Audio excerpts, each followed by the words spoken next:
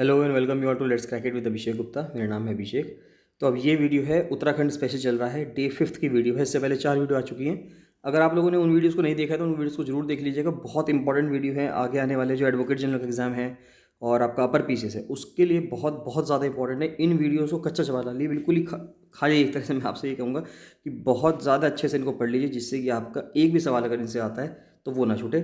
Start करने से पहले बताना चाहूँगा गैस कि अगर आपने let's crack it with Abhishek Gupta का यूट्यूब चैनल सब्सक्राइब नहीं किया है तो उसको जरूर सब्सक्राइब कर लीजिएगा। और साथ ही साथ let's crack it with Abhishek Gupta का फ्री टेलीग्राम चैनल भी जरूर ज्वाइन कर लेना। इसको ज्वाइन करना बहुत ज़रूरी है। जो भी यहाँ पे वीडियोस देखते हैं वो लोग इसको जरूर ज्वाइन कर लें, इसको फॉलो करते रहें। आपको सारे अपडेट्स वहीं मिलते हैं, जिससे कि आपकी प्रिपरेशन बहुत अच्छी होती रहेगी। एक चीज़ और बताऊँगा गाइस कि अपर पीसीएस के लिए और आरओ के लिए टेस्ट सीरीज चल रही है। तो जो स्टूडेंट्स इस टाइम पे चाहते हैं कि वो अपनी परफॉर्मेंस चेक करें तो टेस्ट सीरीज इस टाइम पे ज्वाइन करना बहुत ज़रूरी है। आप टेस्ट सीरीज ज्वाइन कर सकते हैं। साथ साथ जो एसआई वाली तैयारी कर रहे हैं, अगर कोई एसआई की तैयारी कर रहा है सब इंस्पेक्टर के लिए, तो उसके लिए भी टेस्ट सीरीज चल रही है। सारा जो मटीरियल है उत्तराखंड का पूरा कंप्लीट स्टडी मटीरियल उस बच्चे को मिल रहा है एसआई की टेस्ट सीरीज़ में। अगर कोई एसआई की टेस्ट सीरीज ज्वाइन करना चाहता है तो एसआई की टेस्ट सीरीज भी ज्वाइन कर सकता है सब इंस्पेक्टर के लिए। साथ साथ लोअर पीसीएस मेंस के लिए और एफआरओ मेंस के लिए भी कोर्सेज चल रहे हैं। तो जो फुल प्रिपरेशन चल रही है लोअर पीसीएस मेंस की और एफआरओ मेंस की, तो जो स्टूडेंट चाहता है वो उसमें भी प्रिपरेशन कर सकता है। तो काफ़ी सारी चीज़ हमने पिछली बार पढ़ ली थी। इसमें देखते हैं अभी हॉर्टिकल्चर डेटा देखते हैं इसमें। तो हॉर्टिकल्चर डेटा में देखिए जो चीज़ें इंपॉर्टेंट उनको मैंने ऐसे मार्क कर दिया है, बस उनको देखेंगे। बाकी एक बार आप चाहें तो इसको वीडियो को पॉज करके एक बार देख लीजिएगा। बाकी चाहें तो एक बार स्किप भी कर सकते हैं, इतना इंपॉर्टेंट डेटा नहीं है। जितना जो चीज़ें इसमें से इंपॉर्टेंट है वो मैंने उसको मार्क कर दिया, उसको हम पढ़ते चल जाएंगे। इसकी जो पीडीएफ है वो जो टेस्ट सीरीज़ के स्टूडेंट्स हैं उनको दे दी जाएगी। तो देखिए सबसे ज़्यादा एरिया अगर हम हॉर्टिकल्चर में देखें तो सबसे ज़्यादा एरिया फ्रूट्स के अंदर आता है, वेजिटेबल्स के उसके बाद आता है। यानी कि फलों के अंदर ज़्यादा एरिया है, सब्जियों के अंदर कम एरिया है। देखिए जो फ्रूट्स का एरिया है वो ये है 1,78,651 हेक्टेयर, और वेजिटेबल्स के अंदर जो एरिया है वो है 73,000। तो यानी कि ये तो 1,78,000 में, यानी फ्रूट्स के अंदर एरिया ज़्यादा है फ्रूट्स के अंदर, और वेजिटेबल्स के अंदर एरिया जो है वो कम है। तो इससे हमें यह समझ में आता है। उसके बाद सेरीकल्चर डेटा अगर देखें तो मलबरी सिल्क जो पैदा होती है वो प्राइवेट फार्म्स में ज़्यादा पैदा होती है, गवर्नमेंट फार्म्स में कम पैदा होती है। ये चीज़ ध्यान रखने की है। इंडस्ट्री में जो रूरल और स्मॉल स्केल इंडस्ट्रीज़ हैं, जिसमें से खाद्य उद्योग जो है वो 1,000 यूनिट्स हैं, ये 2017-18 के हिसाब से है। उसके बाद फिर जो स्मॉल स्केल इंडस्ट्रीज़ हैं, लघु औद्योगिक इकाइयाँ जो हैं वो 56,000 के आसपास हैं। और जो टोटल एम्प्लॉयज़ हैं वो ये आप देख सकते हैं कि टोटल एम्प्लॉयज़ इतने इंपॉर्टेंट नहीं है, फिर भी देख लेंगे कि 3,624 हैं खादी यूनिट्स में। 3,624 लोग हैं जो काम कर रहे हैं। हालांकि इतना इंपॉर्टेंट नहीं है। इतना जो ज़्यादा इंपॉर्टेंट है वो ये है कि 1,000 जो खादी उद्योग की इंडस्ट्रीज़ हैं और जो स्मॉल स्केल इंडस्ट्रीज़ हैं वो 56,000 हैं। यानी कि स्मॉल स्केल इंडस्ट्रीज़ बहुत ज़्यादा हैं एज़ कम्पेरिजन टू खादी से। नेक्स्ट आता है, उसके बाद आता है फिर ये आपका बेसिक एजुकेशन डेटा। अगर हम देखें तो एजुकेशन डेटा में जो नंबर स्कूल्स हैं या कॉलेजेस हैं, सरकारी स्कूल्स कॉलेजेस की बात की जाए तो 23,991 है। उसके बाद जूनियर बेसिक, अगर यहाँ पे आप देखें तो जूनियर बेसिक 14,930 है। यानी कि जूनियर बेसिक स्कूल जो है वो ज़्यादा हैं, उससे कम है सीनियर बेसिक स्कूल, और उससे कम है हाई स्कूल या इंटरमीडिएट जो स्कूल्स हैं वो उससे कम है। और अगर बच्चों की बात की जाए, स्टूडेंट्स की बात की जाए, तो स्टूडेंट्स का डेटा ये दे रखा है। स्टूडेंट्स का डेटा जो है हाई स्कूल में ज़्यादा बच्चे हैं, जूनियर बेसिक में उससे कम बच्चे हैं, और सीनियर बेसिक में उससे कम बच्चे हैं। तो यहाँ पे ये चीज़ आपको ध्यान रखनी है कि किसमें ज़्यादा बच्चे हैं और स्कूल्स कौन से ज़्यादा हैं, तो ये आपको ध्यान रखना है। इसके बाद आती है सेंट्रल यूनिवर्सिटीज़ की। तो सेंट्रल यूनिवर्सिटी 1 है, फिर स्टेट यूनिवर्सिटी 12 हैं, और प्राइवेट यूनिवर्सिटीज़ 11 हैं, और डीम्ड यूनिवर्सिटी 3 है। और फिर एक आईआईटी आती है, आईआईटी रुड़की, वो 1 है। और एग्रीकल्चर टेक्निकल यूनिवर्सिटी वो 1 है, 15 यूनिवर्सिटी अगर आपको पता है इसमें। तो एग्रीकल्चर टेक्निकल यूनिवर्सिटी एक ही है, 15 वाली। उसके बाद वोकेशनल टेक्निकल एजुकेशन में आईटीआई की बात की जाए तो जो आईटीआईज़ हैं, यानी कि जो टोटल जो इंस्टीट्यूट्स हैं वो कितने हैं, वो 182 हैं। ये डेटा जो है 2017-18 के हिसाब से है। गवर्नमेंट का लेटेस्ट डेटा ये दे रखा है गवर्नमेंट ने। पॉलिटेक्निक कितने हैं, पॉलिटेक्निक जो है वो 70 हैं। उसके बाद आती है हॉस्पिटल्स की बात करें, अगर हम करें पब्लिक हेल्थ और फैमिली वेलफेयर डेटा की बात करें तो जो डिस्ट्रिक्ट लेवल हॉस्पिटल हैं वो कितने हैं, वो 13 हैं, और डिस्ट्रिक्ट फीमेल हॉस्पिटल 7 हैं। देखिए डिस्ट्रिक्ट हॉस्पिटल, हर डिस्ट्रिक्ट में एक हॉस्पिटल होगा तो 13 जिले हैं तो 13 ही हॉस्पिटल होंगे। फीमेल हॉस्पिटल 7 हैं। उसके बाद जो प्राइमरी हेल्थ केयर सेंटर हैं वो 259 हैं, और कम्युनिटी हेल्थ केयर सेंटर वो 85 हैं। फिर आती है बात स्टेट मेंटल हेल्थ इंस्टीट्यूट की। जो स्टेट मेंटल हेल्थ इंस्टीट्यूट है वो अपना में 1 है, और वो कहाँ पे है, सेलाकुई देहरादून में। तो ये इंपॉर्टेंट है, पूछ लेगा आपसे कि उत्तराखंड का स्टेट मेंटल हेल्थ इंस्टीट्यूट कहाँ पे है, सेलाकुई देहरादून में है।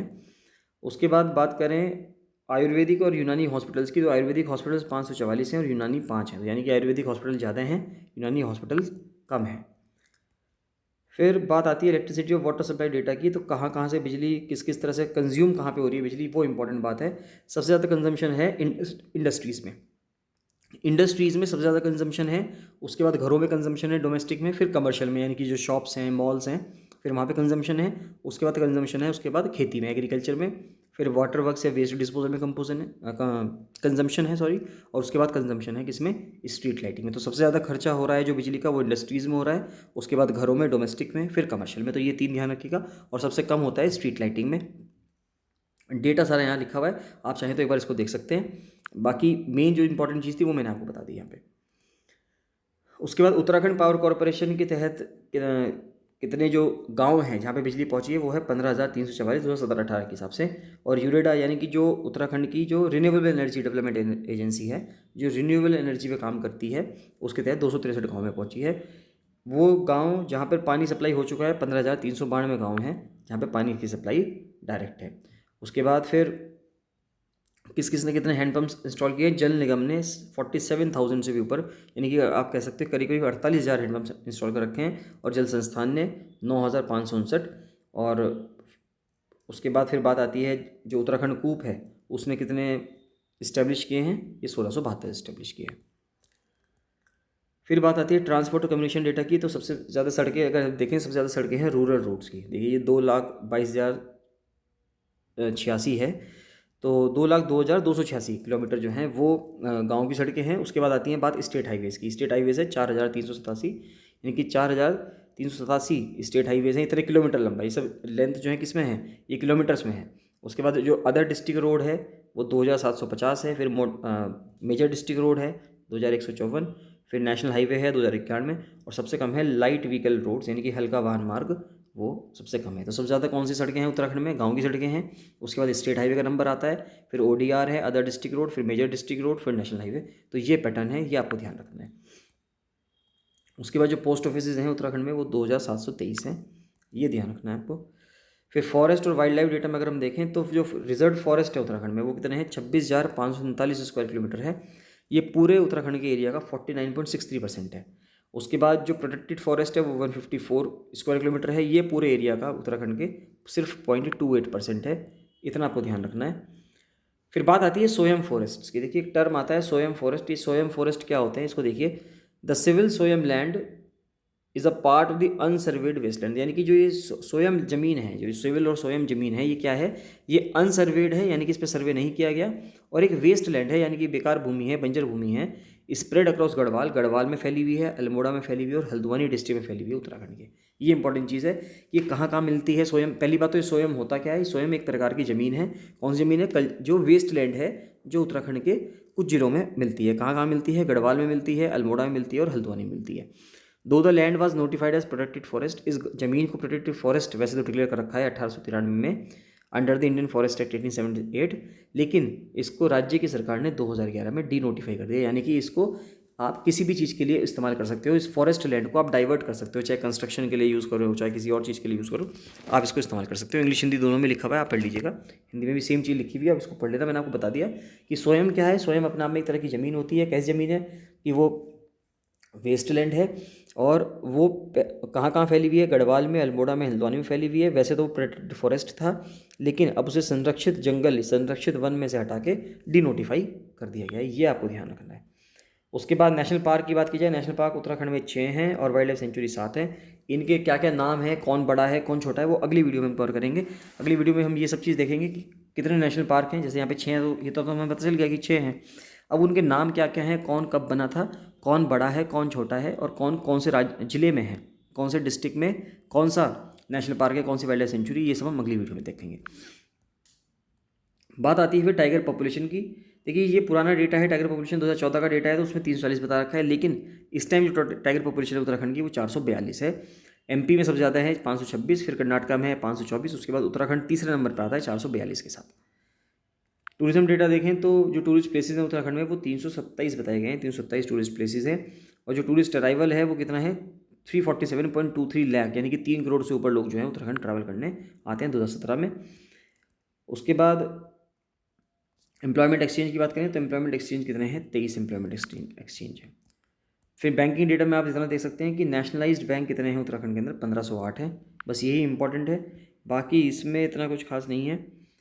स्टेट डोमेस्टिक प्रोडक्ट अगर आप देखें तो ये इंपॉर्टेंट चीज़ है कि उत्तराखंड का जो जीडीपी है, स्टेट की जो जीडीपी है, उसमें किस सेक्टर का कितना कंट्रीब्यूशन है। अगर आप फिगर के हिसाब से देखेंगे 2017-18 के हिसाब से देखेंगे तो सबसे ज़्यादा जो कंट्रीब्यूशन है वो सेकेंडरी सेक्टर का है, उसके बाद कंट्रीब्यूशन टर्जरी सेक्टर का है, और उसके बाद कंट्रीब्यूशन जो है वो आप कह सकते हैं वैसे प्रोडक्ट टैक्स का है। लेकिन अगर मैं इन तीनों सेक्टर्स की बात करूँ, primary sector, secondary sector, टर्जरी sector, तो सबसे ज़्यादा जो इसमें कंट्रीब्यूशन है वो सेकेंडरी सेक्टर का है, उसके बाद जो कंट्रीब्यूशन है वो टर्जरी सेक्टर का है, और उसके बाद जो कंट्रीब्यूशन है वो प्राइमरी सेक्टर का है। ये आपको ध्यान रखना है अगर हम तीनों सेक्टर की बात करें। हालांकि सबसे पहले सेकेंडरी आएगा, फिर टर्जरी आएगा, और उसके बाद देखा जाए तो प्रोडक्ट टैक्स आ जाएगा। लेकिन अगर हम सेक्टर की बात करें कि प्राथमिक क्षेत्र, द्वितीय क्षेत्र और तृतीय क्षेत्र में, तो सबसे ज़्यादा द्वितीय क्षेत्र का है, फिर तृतीय क्षेत्र आता है, और उसके बाद फिर प्राथमिक क्षेत्र आता है। तो ये आपको ध्यान रखना है, ये बहुत इंपॉर्टेंट है, ये एग्जाम में पूछा जाएगा। पहले भी पूछा जा सकता है, पहले ही पूछा गया था और आगे भी पूछा जा सकता है। उसके बाद 6th इकोनॉमिक सेंसस, ये मैंने डेटा यहाँ पे इंक्लूड कर दिया है, नंबर ऑफ एस्टैब्लिशमेंट कितना, एक बार आप देख लीजिएगा, इसको आप देख लीजिएगा पर वीडियो पॉज करके। हालांकि इसमें कुछ इतना खास नहीं है, लेकिन मैंने फिर भी एक बार डेटा इसको इंक्लूड कर दिया जिससे कि आप एक बार चाहें तो इसको पढ़ लें। उसके बाद जो इंपॉर्टेंट आता है उसको देख लेते हैं। उसके बाद आता है एक्साइज डेटा का। तो जो डिस्टिलरीज़ है, यानी कि जहाँ पे आबकारी, अगर हम बात करें, या आबकारी डेटा है, यानी कि जहाँ पर जो अल्कोहल का प्रोडक्शन है वो होता है, वो उसकी यूनिट्स कितनी है, 4 हैं।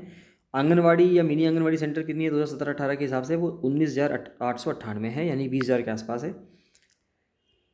फूड और सिविल सप्लाई डेटा में अगर हम देखें तो डीजल ज़्यादा प्रोवाइड किया जाता है, पेट्रोल कम किया जाता है। इतना ध्यान रखना है कि डीजल की क्वांटिटी ज़्यादा है और उससे कम क्वांटिटी किसकी है, पेट्रोल की है।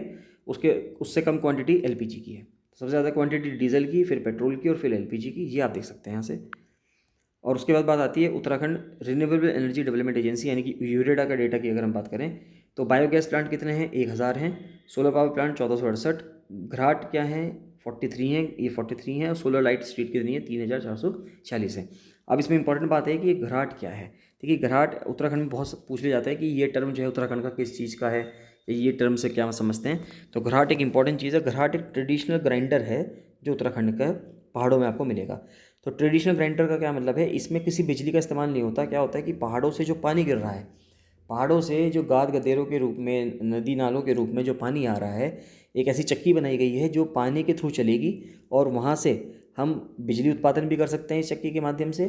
और हम इस चक्की के माध्यम से क्या कर सकते हैं, ग्राइंडर के माध्यम से क्या कर सकते हैं, जैसे गेहूँ है या कुछ भी आपको कोई भी चीज़ पीसनी है, दालें पीसनी है, उसको आप पीस भी सकते हैं। तो घराट एक ट्रेडिशनल मैकेनिकल डिवाइस है for grinding wheat and other grains. तो गेहूँ या दूसरे ग्रेन्स को पीसने के लिए घराट का इस्तेमाल किया जाता है। This traditional object is mostly funnel in the hilly region of western India, यानी कि उत्तराखंड की बात कर रहे हैं, where it is automatically runs through the flow of water from the Himalayan hills. तो पहाड़ों से, हिमालय के पहाड़ों से जो पानी जा रहा है तो ऑटोमेटिकली रन करता है ये फ्लो ऑफ वाटर की वजह से। तो इसमें पानी गिरता है, ये चक्की घूमेगी, और जो गेहूँ है या किसी भी चीज़ को आपको पीसना है तो उसको ये पीस देगी। सेम चीज़ हिंदी में लिखी हुई है, आप चाहें तो एक बार इसको यहाँ से पढ़ लीजिएगा। तो दैट्स ऑल, छोटी सी वीडियो थी, इसमें सब कुछ कवर किया गया है, काफ़ी चीज़ें कवर की गई हैं। इसके बाद उत्तराखंड का बजट भी कवर किया जाएगा कि इसमें उत्तराखंड का जो, देखिए उत्तराखंड में 2022-23 में तो इलेक्शन हो रहे हैं, तो अभी तो बजट आया नहीं है, लेकिन इससे पहले का बजट आया हुआ है 2021-22 का। तो उसमें क्या कहा गया है, कौन कौन सी स्कीम्स लॉन्च की गई हैं, उसमें सब चीज़ उसमें से देखेंगे, जिससे कि आपको बहुत ज़्यादा हेल्प मिले। इनको पढ़ते रहिएगा, आखिरी तक वीडियो देखा करिए, जिससे कि आपको सारी चीज़ें पता चल जाए। नोट्स जो हैं वो टेस्ट सीरीज़ के स्टूडेंट्स को मिल रही हैं। एसआई वाले स्टूडेंट्स जो हैं, जो एसआई की तैयारी कर रहे हैं, वो टेस्ट सीरीज़ और पूरा कोर्स ज्वाइन कर सकते हैं। उसके लिए आप मुझे 7665804421 पर कॉल या मैसेज कर सकते हैं। चलिए मिलते हैं नेक्स्ट वीडियो में। So thank you and bye bye.